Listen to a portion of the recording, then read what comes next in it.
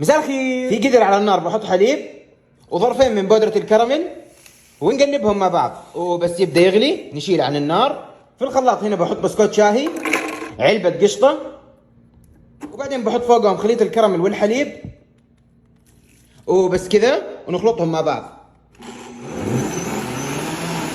حاليا في اي قالب او اي صينيه عندي هنا بسكوت مطحون مع زبده بنحطه في القاعده، وبعد ما رصيتها البسكوت كويس حاليا بنصب عليها الخليط اللي سويته في الخلاط، وبس كذا وعلى الثلاجه.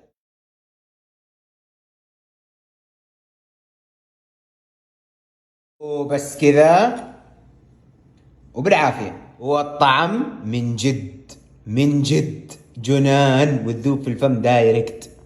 مساء الخير. في قدر على النار بحط حليب وظرفين من بودرة الكراميل ونقلبهم مع بعض، وبس يبدأ يغلي نشيل عن النار. في الخلاط هنا بحط بسكوت شاهي، علبة قشطة، وبعدين بحط فوقهم خليط الكراميل والحليب، وبس كذا ونخلطهم مع بعض.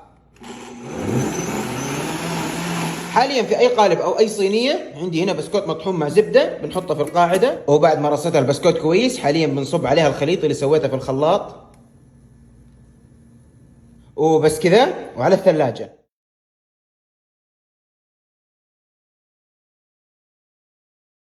وبس كذا وبالعافيه. والطعم من جد جنان، وتذوب في الفم دايركت.